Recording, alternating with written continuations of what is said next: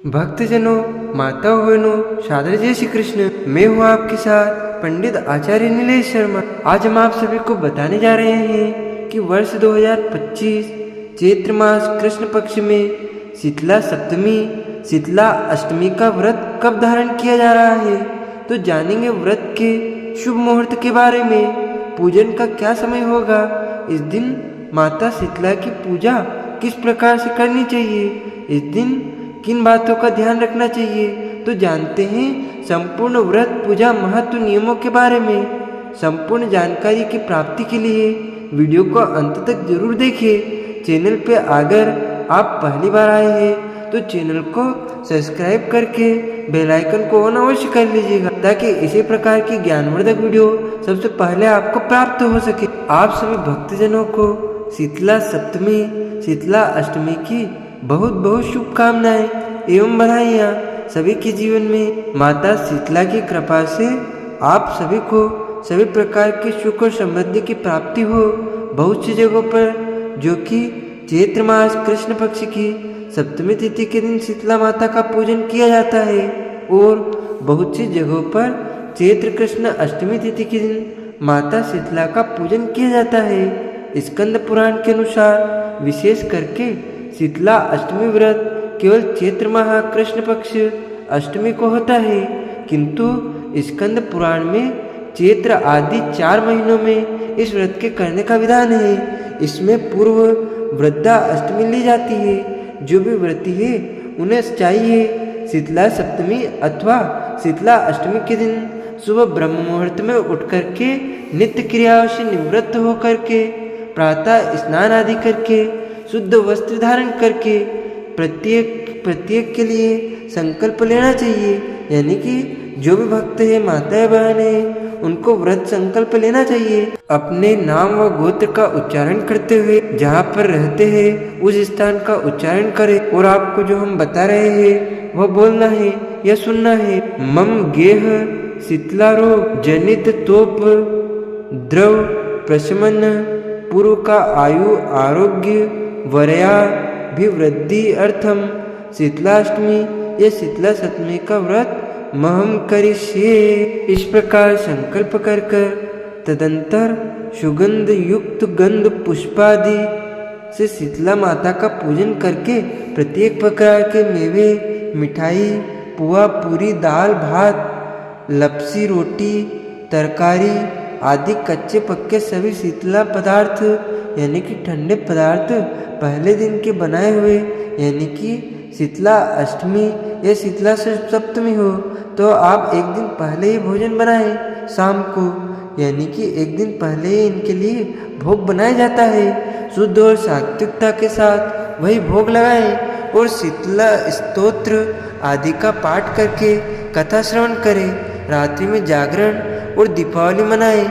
नैवेद्य में यह विशेषता है कि चतुर्मास अगर व्रत हो तो चैत्र में शीतल पदार्थ यानी कि ठंडे वस्तु, वैशाख में घी और शर्करा, सतु ज्येष्ठ के महीने में पूर्व दिन के बनाए हुए आपू पुए यानी कि पहले दिन के बनाए हुए अनेक प्रकार की सामग्रियाँ, और आषाढ़ में घी और शक्कर मिली हुई खीर का नैवेद्य अर्पण करें। इस प्रकार करने से व्रती के कुल में दाह ज्वर, पित्त ज्वर, विस्फोटक दुर्गंध युक्त फोड़े, नेत्रों के समस्त रोग, शीतला की फुंसियों के चिन्ह और शीतला जनित सर्व दोष दूर हो जाते हैं। और जो माता निकलती है तो इनकी कृपा प्रसाद से वह भी नहीं निकलती है, और शीतला सदैव संतुष्ट रहती है। शीतला स्तोत्र में माता शीतला का जो स्वरूप बतलाया गया है वह माता शीतला के रोगी के लिए बहुत हितकारी है। उनमें बतलाया गया है कि शीतला दिगंबरा है, गर्द पर आरूढ़ रहती है, धूप मर्जनी यानी कि झाड़ू और नीम के पत्ते से अलंकृत होती है, और हाथ में शीतल जल का कलश रखती है। वास्तव में शीतला के रोगी के सर्वांग में दाह युक्त फोड़े होने से वह बिल्कुल नग्न हो जाता है। गर्द पिंडी यानी कि गधे की लीद की गंध से फोड़ों की पीड़ा कम होती है। सूप के काम जो कि अन्न की सफाई आदि होती है, तो इसके करने से और झाड़ू लगाने से बीमारी बढ़ जाती है। अतः इन कामों को सर्वथा बंद रखने के लिए शुभ और झाड़ू बीमार के समीप रखते हैं। बीमार जो है उसके पास रखते हैं। नीम के पत्तों से शीतला के फोड़े सर नहीं सकते, यानी कि और शीतल जल के कलश का समीप रखना तो बड़ा ही इसमें आवश्यक माना गया है।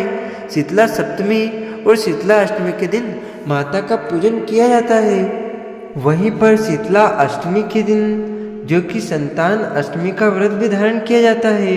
इसमें प्रातः स्नान आदि के बाद भगवान श्री कृष्ण और माता देवकी का गंध पुष्प आदि से पूजन करें और मध्याह्न में सात्विक पदार्थों का भोग लगाएं तो यह अनंत फलदायक माना गया है, जिससे संतान लाभ की प्राप्ति होती है। यह विष्णु धर्म पुराण के अनुसार बतलाया गया है। शीतला सप्तमी अथवा शीतला अष्टमी के दिन माता को जो कि एक दिन पहले का ही बासी भोजन भोग लगाया जाता है, जिससे कि इस पर्व को बहुत सी जगहों पर बसोड़ा कहा जाता है। माता के नज़दीक जो कि धूप बत्ती या दीप जला करके नहीं रखना चाहिए। इस दिन अगर दीप लगाना है चाहते हैं तो दीपक में घी भर करके बाती रख करके उसे वैसे ही रख देना चाहिए माता के पास। उसे प्रज्वलित नहीं करना चाहिए, उसे नहीं जलाना चाहिए। माता के नज़दीक जो कि ज्वलनशील पदार्थ नहीं रखने चाहिए। तो आइए जानते हैं चैत्र मास कृष्ण पक्ष शीतला सप्तमी शीतला अष्टमी का व्रत कब धारण किया जा रहा है।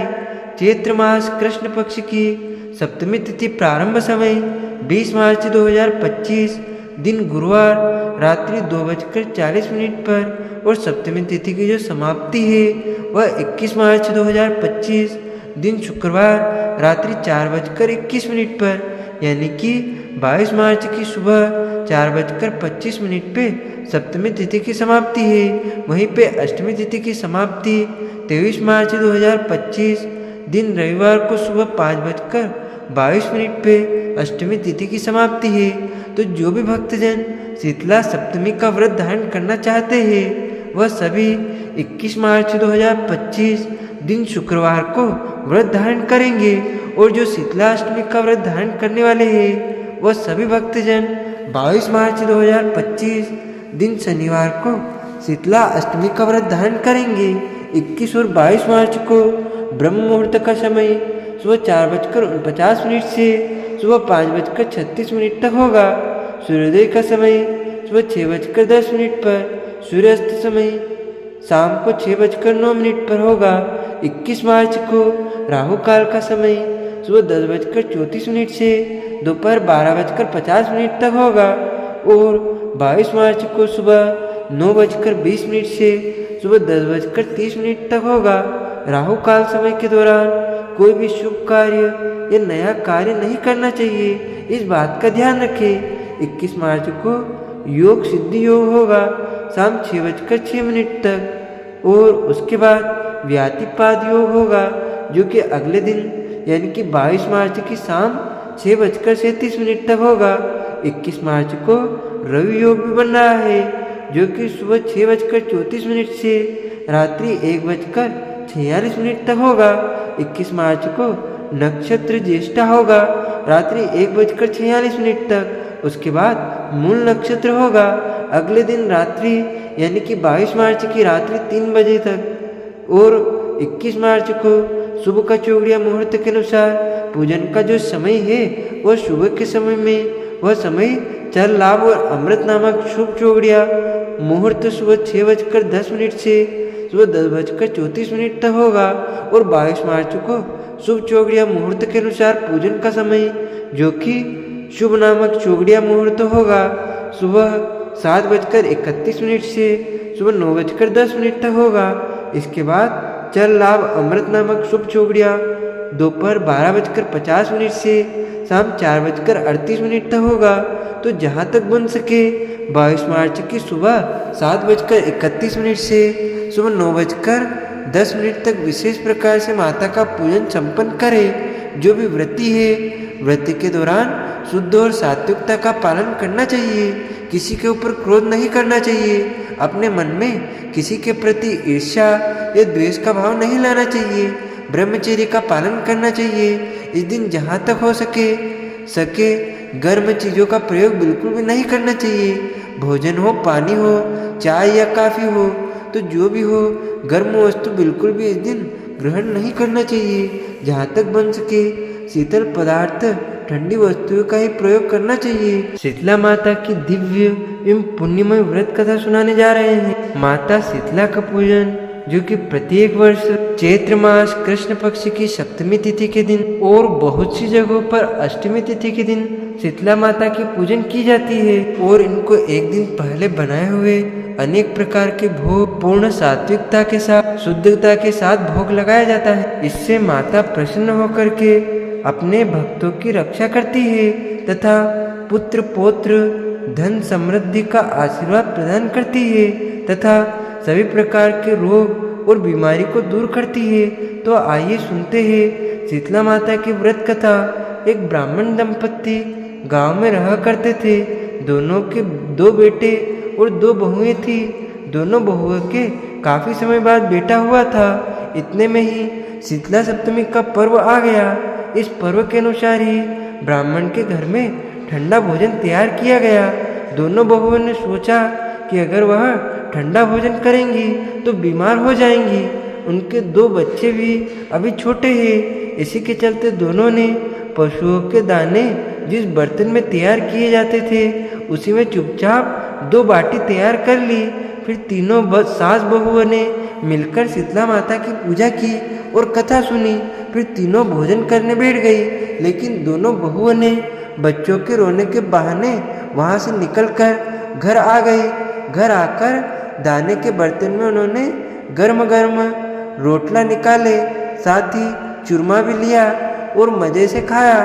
जब सास घर आई तो उसने बहुओं को खाना खाने के लिए कहा, लेकिन दोनों ने ठंडा खाना ना खाने के लिए बहाने के लिए घर का काम करना शुरू कर दिया।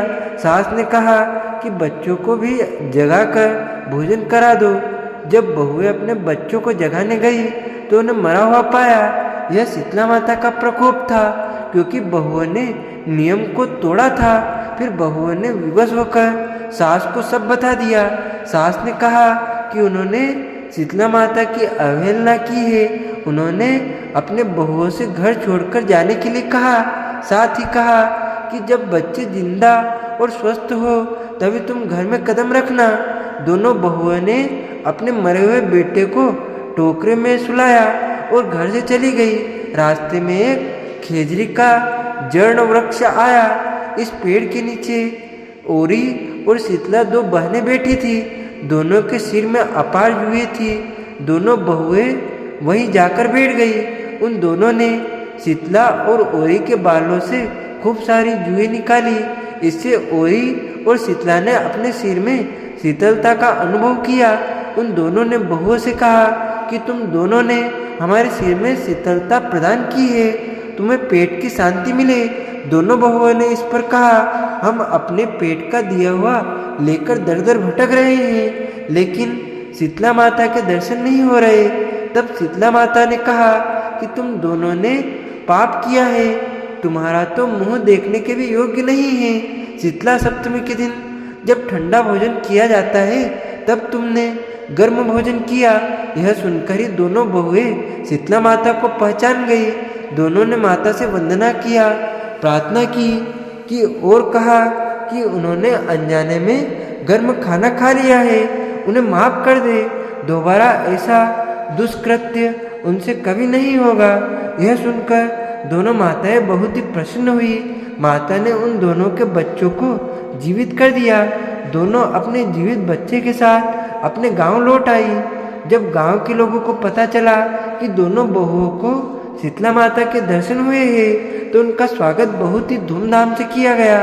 दोनों ने कहा कि वह गांव में शीतला माता का मंदिर बनवाए। साथ ही चैत्र महीने में शीतला सप्तमी के दिन सिर्फ ठंडा भोजन ही करेंगी। जिस तरह शीतला माता की कृपा दोनों बहुओं पर हुई, वैसे ही हम सभी पर भी बनी रहे। वो हम सभी को शांति और शीतलता तथा आरोग्यता प्रदान करे। तो बोलिए प्रेम से शीतला माता की जय, सर्व देवी देवता की जय। अगर आप सब शीतला सप्तमी, शीतला अष्टमी के व्रत के शुभ मुहूर्त के बारे में पूजन विधि, पूजन समय के बारे में जानना चाहते हो तो उसका वीडियो चैनल पर प्रस्तुत किया गया है। आप वहां जाकर के जानकारी को प्राप्त कर सकते हैं। तो भक्तजनों, माताओं, बहनों, हमारे इस ज्ञानवर्धक व पुण्यमय कथा आप अपने परिचितों को, अपने भाई बंधुओं अवश्य शेयर करें ताकि वह सभी इस महत्वपूर्ण जानकारी को प्राप्त कर सके। आप सभी को सादर जय श्री कृष्ण, सादर धन्यवाद। जय श्री राम।